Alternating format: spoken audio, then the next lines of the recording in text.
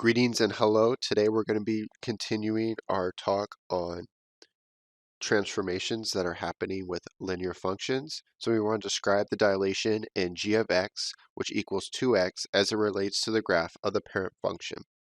So our parent function is of the form f of x equals x, which changes over to y equals x plus 0. The new function that we're looking at is g of x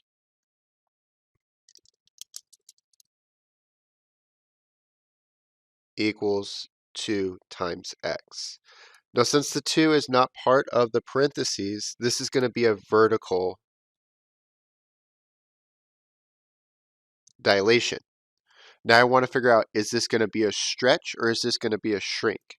And since the absolute value of 2 is greater than 0, this is going to be a stretch.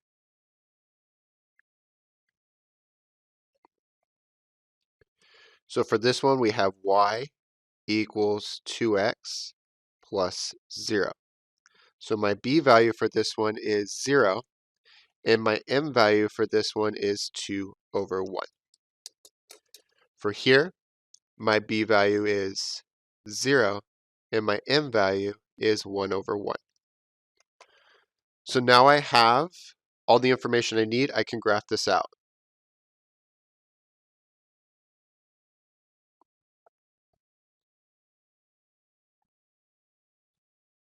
-5, 1, 2, 3, 4, 5. -1, -2, -3, -4, -5.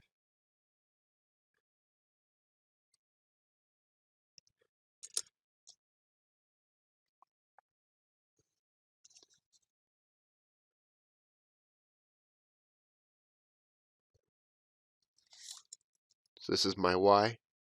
This is my x. So I'm going to start off with graphing my parent function. So I'm going to put a point at 0, 0, rise 1, run 1.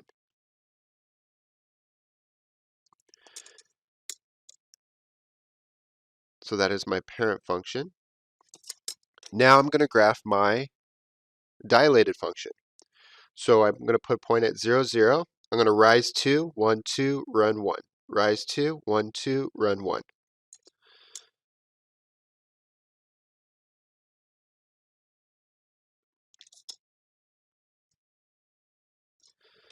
And there we go.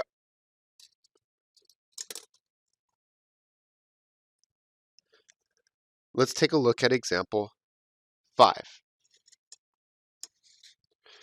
So we want to describe the dilation in g of x as it relates to the graph of the parent function. So for all of our linear transformations, our parent function is going to be of the form f of x equals x, which translates over to y equals x plus 0 with a b value of 0 and an m value of 1 over 1. Now I want to look at the transformed function. So the transformed function is in the form of g of x equals 1/4 x. Since this 1/4 is part of our parentheses, that means that this is going to be a horizontal dilation.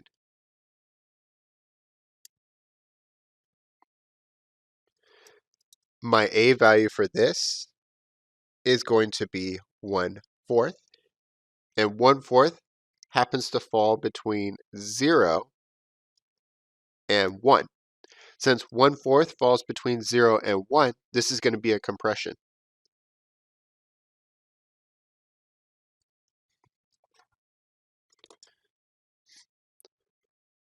So if I change this over to slope-intercept form, I get y equals 1/4 x plus 0.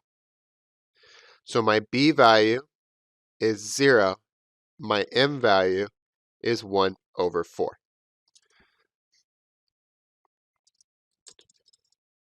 So I have all the information I need. Now I can go ahead and start graphing this. So 5, -1, -5, 1, 1.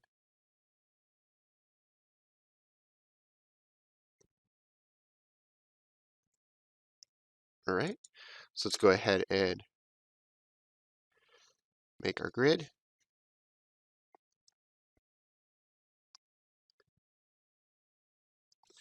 So let's graph out our points. So our first one is our parent function. So we start at 0, 0. We're going to rise 1, run 1, rise 1, run 1, rise 1, run 1.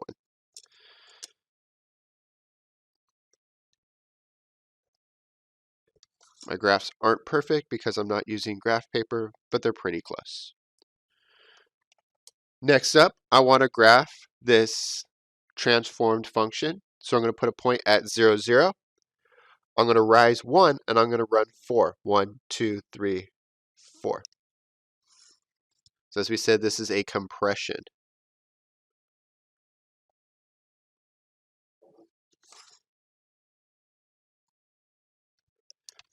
And there we have it.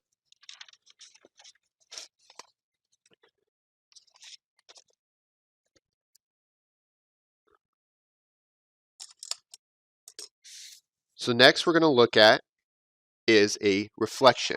So reflection is a flipping of a figure, line, or curve. So here's my parent function. I'm going to flip it over my x-axis. So when I flip it over my x-axis, it gets flipped like that. So that's what happens when I have negative f of x. When I have f of negative x, I'm going to flip it over my y-axis.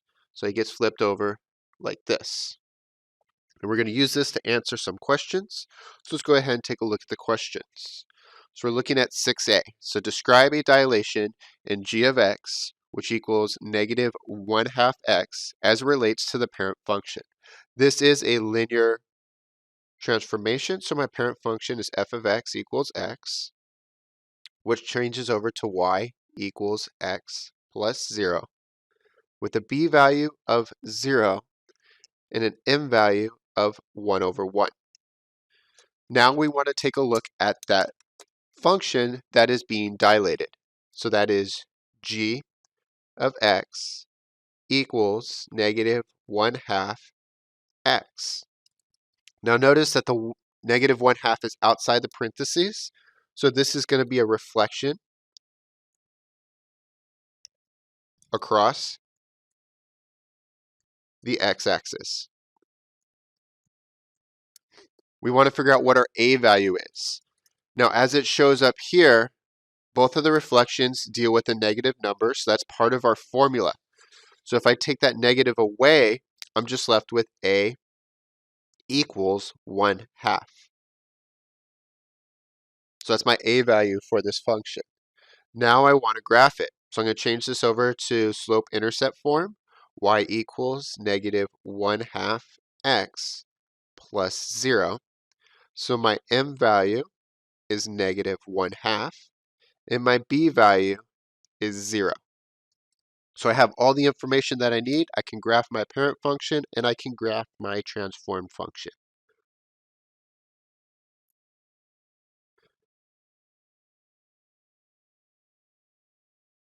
Negative 5.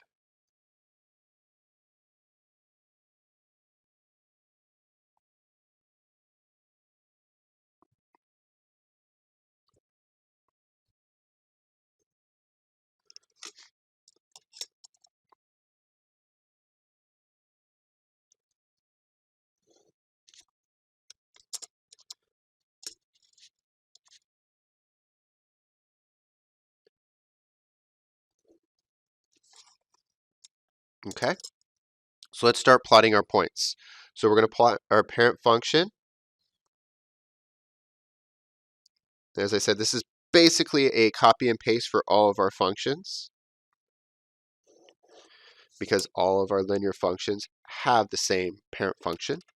Now I'm going to graph out my reflected function. It's reflecting across the x-axis. So that means what's up here is going to come down here. What's down here is going to come up here. So we're going to put a point at 0, 0. I'm going to rise negative 1. And I'm going to run 2. 1, 2. Rise negative 1. run 2, 1, 2.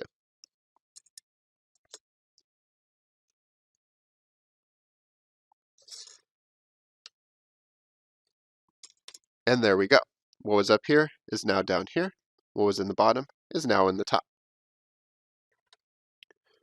Let's take a look at another reflected transformation.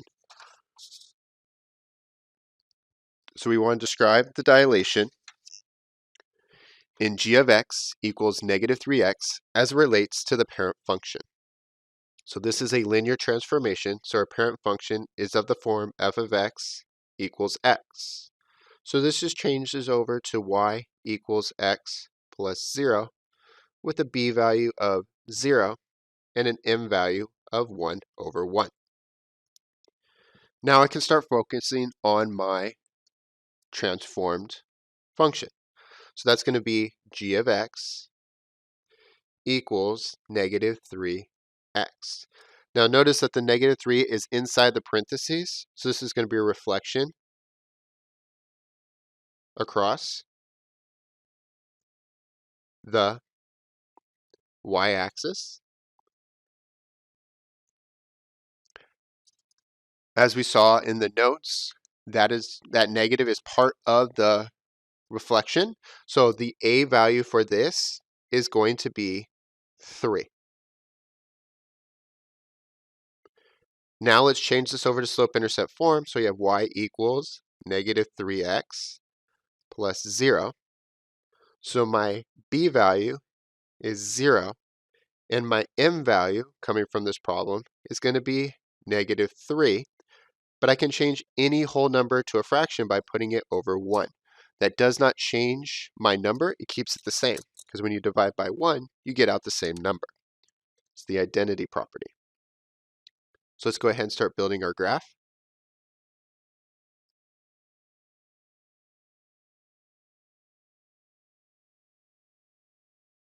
Negative 5.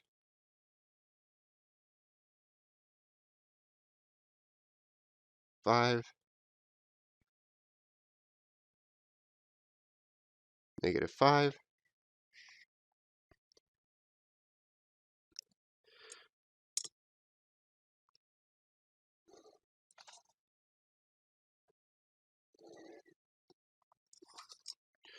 So we're going to put a point at 0, 0 for our parent function.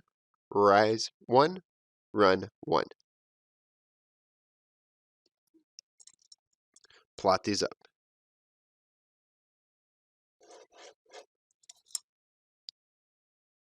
Now let's go ahead and graph our new transformed function.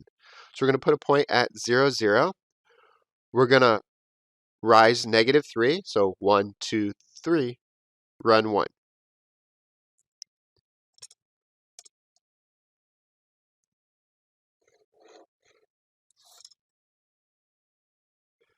And again, we're transforming with the reflection over the y-axis. So this is coming over here, and this is coming over here. So this is the idea of transforming linear functions. Go ahead and review through these problems, and have a great day.